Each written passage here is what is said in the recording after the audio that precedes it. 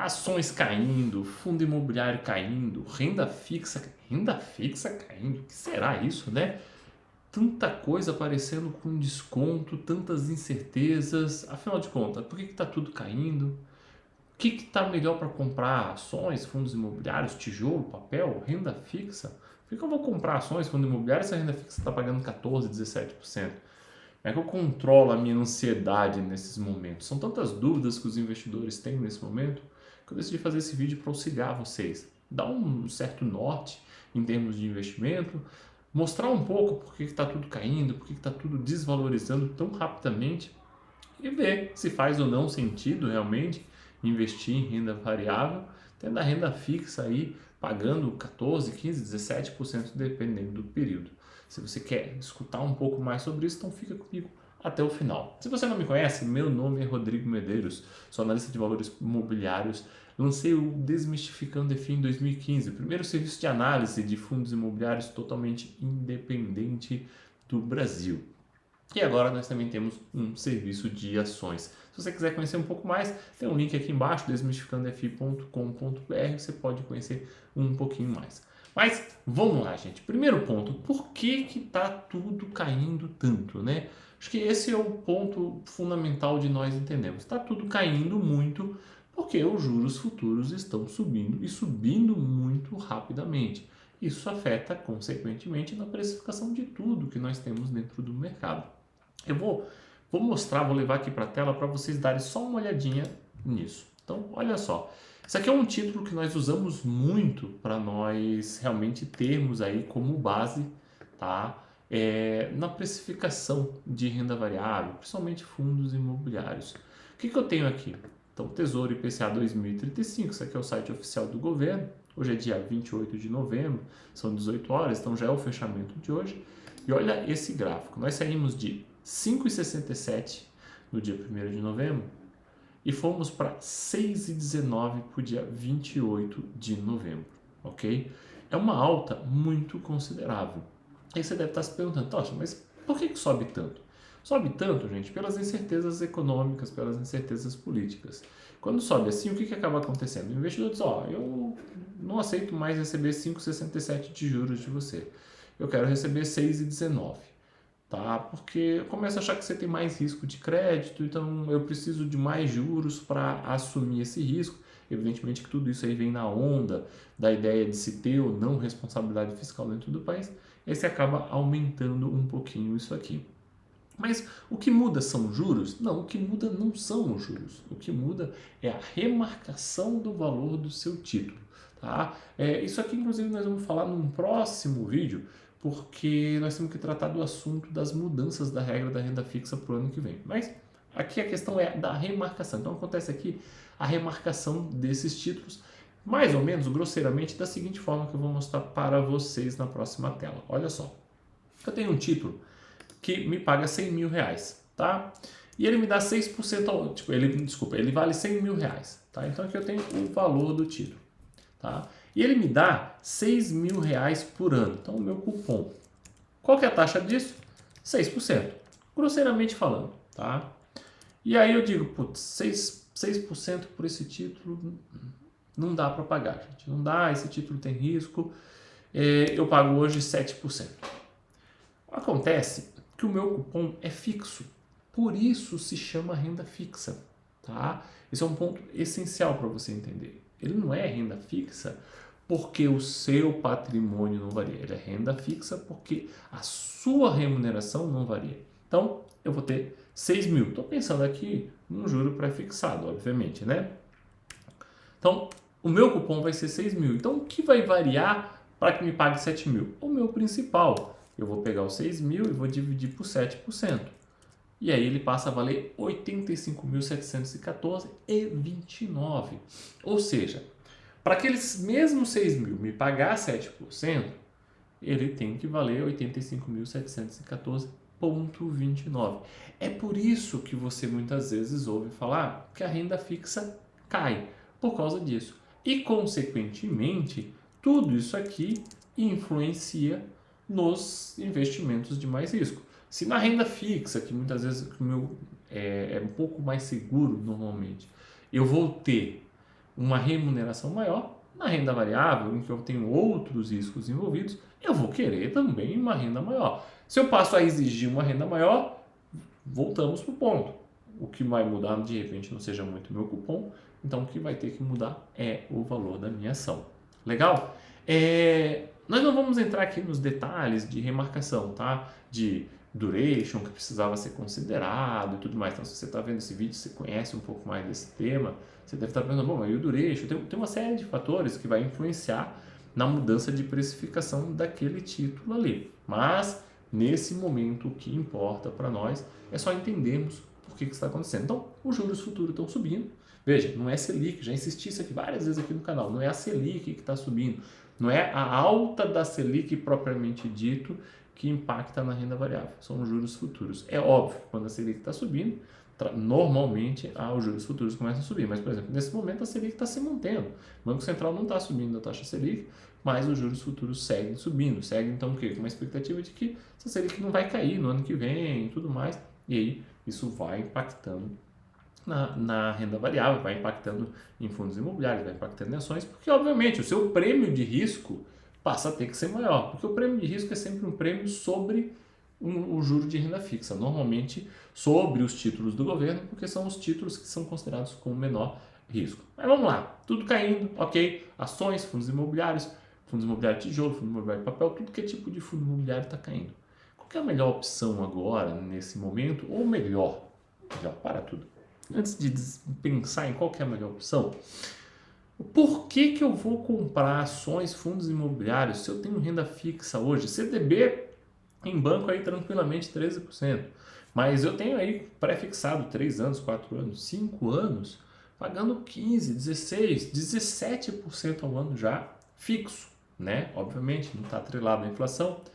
Esse tem um pouquinho do seu receio, porque se a inflação sobe demais, você acaba ganhando um juro real menor, mas vamos e convenhamos, né, gente? Se a inflação voltar a subir novamente, com a taxa de juros onde está, vai ser um caos total no Brasil. Então, a expectativa é que, de repente, a inflação não suba tanto, porque se começar a subir, vai juro para cima e aí realmente a situação fica bem mais apertada. Vamos supor que a inflação está mais controlada, essa é a minha expectativa. Nós tivemos um controle da inflação inicial, então realmente 17% num título aí de 3 anos, 4 anos é bastante elevado.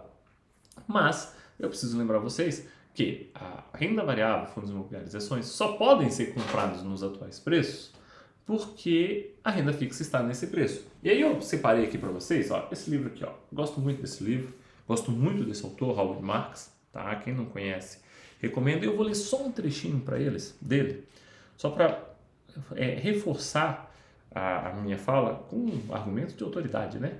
Então, olha só. O investimento superior não é caracterizado pela compra de ativos de alta qualidade, mas por comprar quando o negócio é bom, o preço é baixo, o retorno potencial é substancial e o risco é limitado. Tais condições são muito comuns quando os mercados de crédito... Mercado de crédito é o que, gente? Renda fixa, tá? Mercado de crédito é renda fixa. Estão na parte menos eufórica e mais rigorosa de seu ciclo.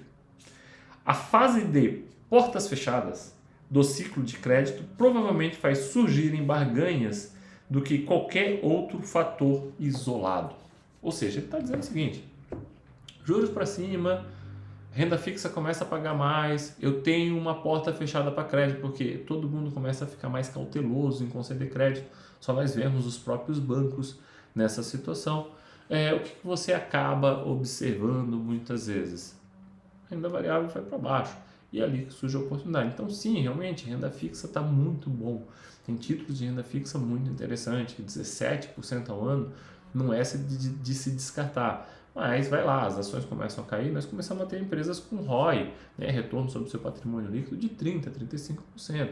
Você começa a ter fundo imobiliário de tijolo de altíssima qualidade pagando 9%, mais inflação, porque tecnicamente o seu imóvel deveria se corrigir pela inflação. Então é 9% mais inflação ou 9% mais 80% da inflação. Eu gosto de dizer que ele não consegue capturar novamente toda a inflação, mas no ciclo imobiliário que nós estamos, acaba conseguindo captar. Então, você tem realmente a renda fixa pagando muito, mas você tem a renda variável pagando muito também para ajustar essa equação, exatamente na linha do que o Howard Marks falou. E aí, o que é melhor? A grande verdade é que nós estamos no momento que tá bom para comprar tudo, gente. Tá bom para comprar tudo. Tá bom para comprar fundo imobiliário, seja de tijolo, seja de papel, seja FOF. Tá bom para comprar ações. Tá bom para comprar renda fixa. O que você precisa focar nesse momento, na minha análise? Qualidade. Compre qualidades. Não tem por que você arriscar comprar, por exemplo, um fundo imobiliário, mais ou menos. Uma ação, mais ou menos. Ah, eu vou comprar Oi, eu vou comprar, sei lá, Cogna. Eu vou comprar empresas que operacionalmente estão com muito desafio, empresas que não estão conseguindo ser lucrativas. Por que você vai fazer isso? Se você tem Bradesco, tá? Te dando NPL, vai lá, na pior das hipóteses, que o lucro continue pressionado, 8. Você tem Porto Seguro com PL de 10, mas vai lá, gente, esse PL de 9, 10 que ele está rodando hoje, tá? É muito aquém do que ele consegue chegar. Então, estou dando só alguns exemplos. Esse setor de energia com PL de 6, né? Então, ou seja, o preço-lucro deles é 6. Ou seja, 6 vezes o lucro paga o valor da ação. Você só consegue isso porque os juros estão muito altos. Então não tem por que você ir para uma ação mais ou menos se você pode pegar essa qualidade. Mesma coisa fundo imobiliário. Hoje, KNRI estava sendo negociado a 8% de yield ao ano, na qualidade que é KNRI. LVBI sendo negociado aí com mais ou menos 9,5% de yield ao ano. LVBI é um fantástico fundo de logística. Então, por que você vai ficar procurando um fundo, às vezes, com 2 imóveis, 2 inquilinos? Você vai ter que ter um spread muito maior. E aí, esse spread ainda não está chegando, porque como tudo caiu demais, então você pode optar por essa garantia um pouco maior. Pegar um ativo de melhor qualidade, até porque quando essa equação de juros mudar, os ativos que valorizam mais rapidamente são os ativos de qualidade. Então, minha recomendação é, gente, tá tudo interessante, mas não tem porquê. Por exemplo, fundo de papel, você ir para high yield, sendo que tem high grade aí pagando 9% mais IPCA, a base de valor patrimonial e sendo negociado a 8% de desconto sobre o valor patrimonial, como é o caso de PLCR. Então, assim, olha bastante o que você está comprando, mas tem oportunidade para tudo que é lado. Estrutura a tua carteira agora com base nas tuas estratégias. Eu prefiro a renda variável. Eu prefiro as ações e os fundos imobiliários.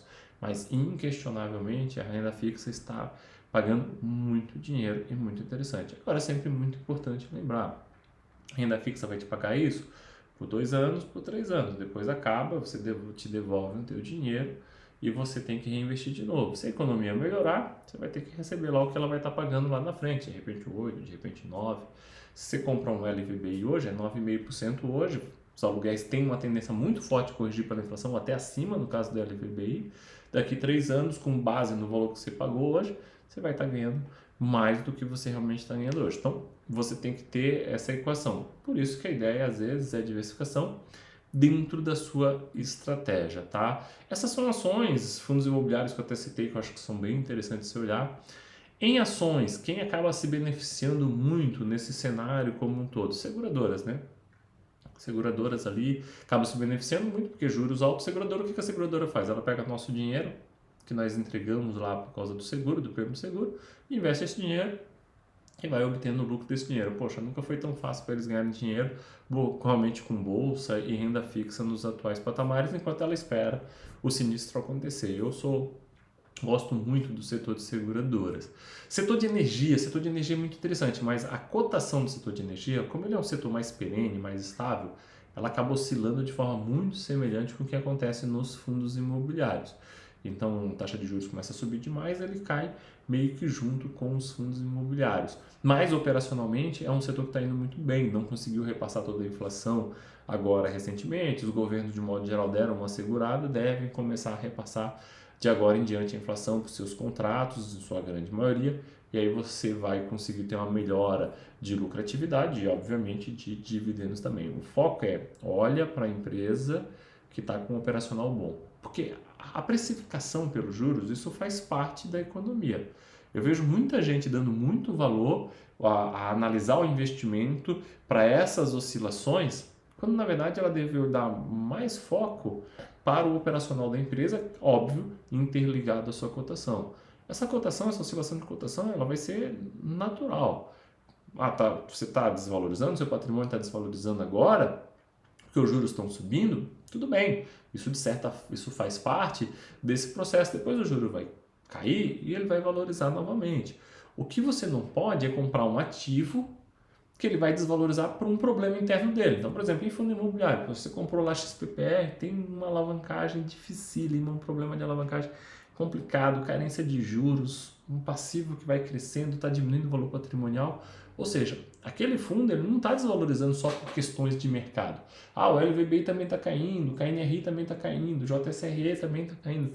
Não, o XPPR ele tem um desafio dentro. RBRP tem um desafio de alugar o River One, tá? O próprio JSRE, que tem um problema de uma alavancagem atrelada ao CDI, então acaba tendo um problema operacional.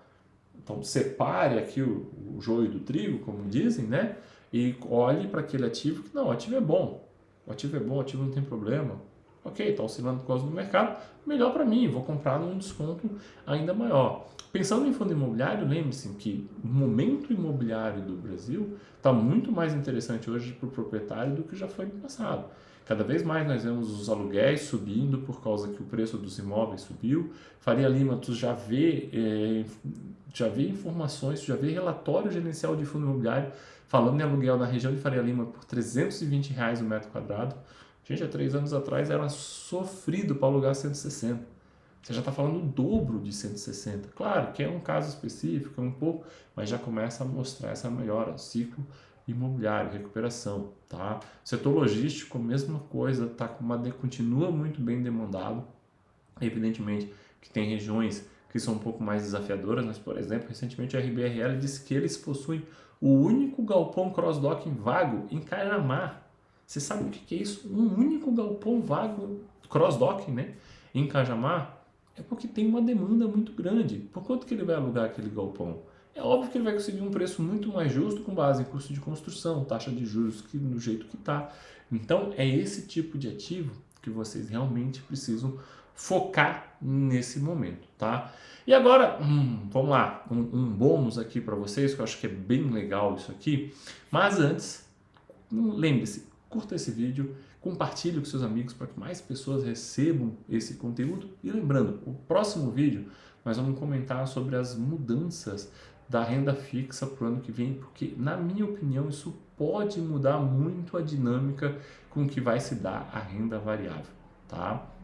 Aí vamos lá, finzinho. Rodrigo, como é que eu controlo a ansiedade com tanta coisa? Porque é difícil mesmo, gente. Eu tô nesse mercado desde 2003, então como investidor desde 2003. Para mim hoje é um pouco mais fácil controlar a ansiedade. Para quem está 2, 3 anos, é mais difícil. Então eu tenho algumas dicas para vocês, tá? De como controlar um pouco mais a ansiedade.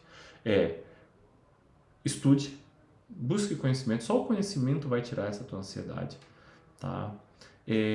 Busque realmente fazer anotações sobre os teus investimentos. Eu vou fazer um vídeo só sobre isso, tá? Para poder dizer como é que eu fiz. E atividade física, gente. Foco na atividade física, porque isso é fundamental. Vocês devem estar vendo, eu estou com a voz um pouquinho ruim ainda, porque eu estou gravando para vocês, eu ainda estou me recuperando da Covid, e eu estou há 10 dias sem poder ir para academia, né? Porque não pode ficar saindo dentro de casa. Já me faz uma falta danada não ir para academia, não ir fazer meu jiu-jitsu, não ir fazer meu exercício. Então, ache uma atividade física, isso vai te ajudar demais a controlar a ansiedade. E principalmente, se você consegue, se você de repente se interessar, arte marcial vai ajudar demais você a controlar a ansiedade. No final das contas, investir vai ser controlar o seu psicológico, tá? Isso é essencial para você controlar os seus investimentos e ter bons retornos. Pessoal, o vídeo de hoje era isso, bem curtinho, só para dar um panorama de tudo que está acontecendo. E o próximo vídeo eu vou conversar com vocês sobre essas mudanças que vão ter na renda fixa no próximo ano. Legal? Forte abraço e até o próximo vídeo.